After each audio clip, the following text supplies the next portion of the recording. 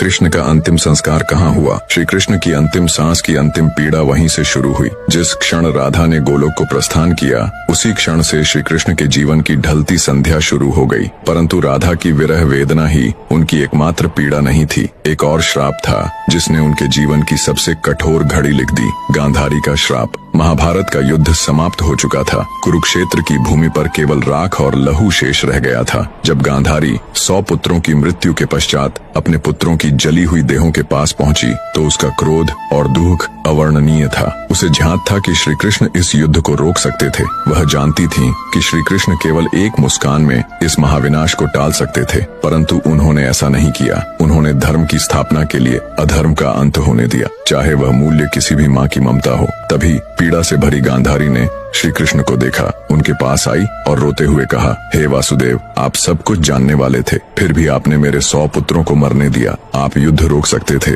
पर आपने केवल तमाशा देखा। मेरी ममता की आग आज आपको भी छुएगी। मैं आपको श्राप देती हूँ। ठीक वैसे ही जैसे मेरा वंश समाप्त हुआ, वैसे ही यदुवंश भी नष्ट होगा और आप भी अपनी मृत्यु को अकेले अपनों से बिछुड़कर एक तीर की पीड़ा में अनुभव करेंगे। श्री कृष्ण ने गांधारी के श्राप को शांत मन से स्वीकार किया, क्योंकि वह जानते थे यह भी उसी लीला का एक भाग है। जिस न्याय को वह लेकर आए थे, उसी न्याय की अग्नि अब उनके अपनों को भस्म करेगी। गांधारी का श्राप, राधा की जुदाई और यदुवंश का अंत, यही वो अंतिम अध्याय थे जिसने श्री कृष्ण के मानवीय रूप को सबसे गहरे दुख से भर दिया। अब जानिए कैसे त्रेता युग में श्री राम द्वारा दिया गया वरदान बना द्वापर में श्री कृष्ण की अंतिम लीला का कारण। अगर आपको श्री कृष्ण की अंतिम सांस के बारे में आगे बढ़ाना है तो चैनल को सब्सक्राइब करें। त्रेता युग का वह समय था जब राम ने रावण का वध कर अयोध्या लौटकर राम राज्य की स्थापना की थी। एक शाम अयोध्या के समीप एक तपस्वी राक्षस आया। नाम था जरासुर। वह युद्ध नहीं चाहता था, न ही प्रतिशोध, वो सिर्फ एक उत्तर चाहता था। जरासुर ने राम से कहा, प्रभु, आपने धर्म के लिए असुरों का नाश किया, लेकिन क्या कभी मैं भी आपकी परीक्षा ले पाऊंगा? क्या मुझे कभी वह अवसर मिलेगा जब मैं आपके मार्ग में अंतिम बाधा बनूं? राम ने मुस्कुराकर उसकी ओर देखा। वो कोई साधारण प्रश्न नहीं था और राम कोई साधारण उत्तर नहीं देने वाले थे।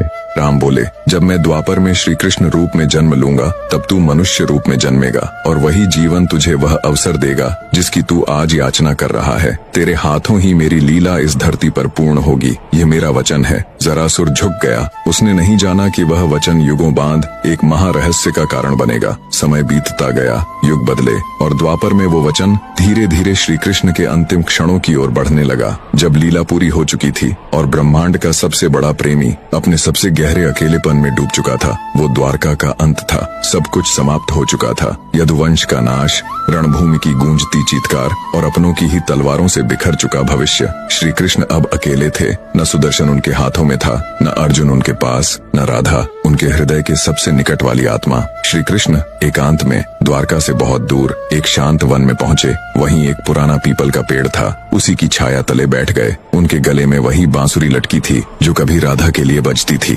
धीरे धीरे आंखें बंद की और बांसुरी के सुर हवा में बहने लगे। सुरों में वेदना थी, तड़प थी और राधा के नाम की पुकार। उनकी उंगलियां कंपन कर रही थीं, लेकिन राग राधा का ही था। दूर, बहुत दूर गोलोक में राधा बैठी थी, परम धाम की ऊंची सीढ़ियों पर। जैसे ही उस बांसुरी का स्वर वहां पहुंचा, राधा की आंखों से अश्रुधारा बह चली। उन्होंने देखा कृष्ण अकेले हैं। प्रेम की वो दिव्य मूर्ति जिसने सारे संसार को मोह से मुक्त किया, आज स्वयं मोह योग में डूबा हुआ है। राधा ने कांपती आंखों से कृष्ण की ओर हाथ बढ़ाया, पर वे उन्हें छू नहीं सकती थीं। गोलोक की देवी, परम ब्रह्म स्वरूपा राधा, जिसे सारा ब्रह्मांड पूजता है, आज कृष्ण के दुख के सामने असहाय हो चुकी थी। प्रभु, अब बस कीजिए। राधा की आत्मा ने रोते हुए कहा, मुझे वापस आने दीजिए। मैं फिर से आपकी बांसुरी के सुर बनकर लौटूंगी। मैं फिर से वृंदावन की कूंजों में बहूंगी। पर मुझे यह अकेलापन नहीं देखा जाता। पर कृष्ण मौन थे।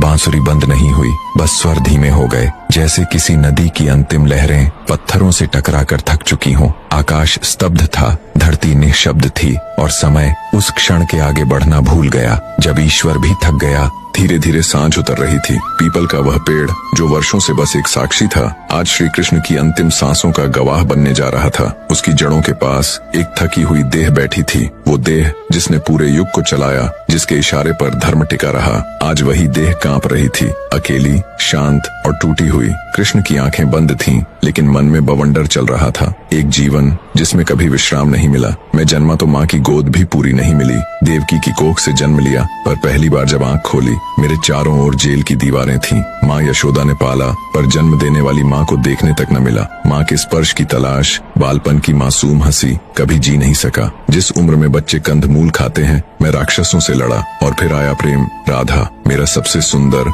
सबसे निर्मल अनुभव। पर क्या मिला? न नाम के साथ जुड़ सकी, न साथ के साथ जीवन भर चल सकी। मैंने प्रेम किया, पर निभा न सका। हर जन्म में उससे बिछड़ना लिखा था। क्या यही प्रेम था? मैं राधा को छोड़ आया, वृंदावन को छोड़ आया, और पीछे छूट गया मेरा मन, मेरा बचपन। बचपन से ही कंधों पर समाज, युद्ध, न्याय, धर्म का भार था। कभी द्रौपदी के चीर की रक्षा, कभी अर्जुन की मोह में डूबती बुद्धि को जागृत करना। महाभारत लड़ा, लेकिन क्या पाया? हर अपनों को खो दिया। कर्ण, जो भाई था, मारा गया। भीष्म, जिनसे नीति सीखी, शरशैया पर छोड़ना पड़ा। द्रोण, जिनसे ज्ञान पाया, रण में गिरा दिया। पितामहों को, भाइयों को, पुत्रों को, सबको मिटा दिया। मैंने धर्म बचाया, पर अपना ही कुल नहीं बचा पाया। यदुवंश, अपनों के हाथों अपनों का वध, मैंने सब खो दिया। आज न बलराम है, न सुदामा, न अर्जुन, न राधा, न वो वृंदावन। मेरे पास है तो सिर्फ एक बांसुरी, जिसे अब सुनाने को कोई कान नहीं। अब जब बजाता हूँ तो हर स्वर में राधा की याद तड़प बनकर लौटती है। आज मैं थक गया हूँ दुनिया को समझाते समझाते।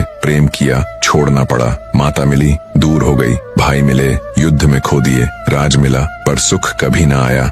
इतना सब सहने के बाद भी आज मेरी अंतिम सांसें हैं, और मैं अकेला हूँ इस पीपल के नीचे, जहाँ कोई नहीं है सिवाय मेरी टूटी बांसुरी के। शायद अब यही ठीक है। शायद अब राधा के पास लौटने का समय आ गया है। शायद अब मैं भी विश्राम का अधिकारी हूँ। धीरे से श्री कृष्ण बांसुरी को होठों से हटाते हैं और दोनों हाथों से उसे मोड़ते हैं। एक टुक बांसुरी टूट जाती है। राधा की स्मृति कृष्ण की आत्मा के साथ टूटकर उस पीपल के नीचे कहीं खो जाती है। अब बस एक शांति है, गहन, गूंजती हुई, जैसे स्वयं समय थम गया हो। पीपल के पेड़ के नीचे श्री कृष्ण जमीन पर लेटे हुए थे। आंखें आसमान की ओर थीं। बांसुरी अब भी उनके होठों से सटी थी, लेकिन अब कोई धुन नहीं निकल रही थी। शरीर थक चुका था, मन शून्य हो गया था। तभी दूर जंगल में शिकारी जरा अपने शिकार की तलाश में भटक रहा था। उसकी नजर श्री कृष्ण के चरणों पर पड़ी। गेरुआ पीतांबर की सुनहरी चमक और पैर का अंगूठा। दूर से देखा तो उसे लगा कोई हिरण झाड़ियों में छिपा है। जरा ने धनुष उठाया, बिना सोचे विचारे बाण चढ़ाया और चला दिया। बाण हवा चीरता हुआ सीधा श्री कृष्ण के पैर में आकर लगा। प्रभु,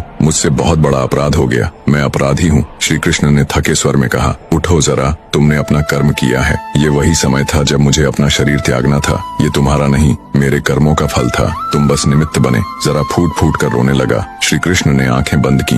मैंने जन्म लिया, अपने कुल को नष्ट होते देखा, धर्म के लिए अपनों को खोया। हर जीवन में प्रेम पाया, पर उसे पूर्ण नहीं कर पाया। पर आज अब विश्राम का समय है। धीरे धीरे उनका स्वर मंद पड़ता गया। अंतिम सांस लेते हुए उनके होठों से एक शब्द निकला, राधे राधे, और श्री कृष्ण ने देह त्याग दिया। देखिए भाग 3 में कैसे हुआ श्री कृष्ण का अंतिम संस्कार। वो दृश्य जो आपकी रूह को झकझोर देगा।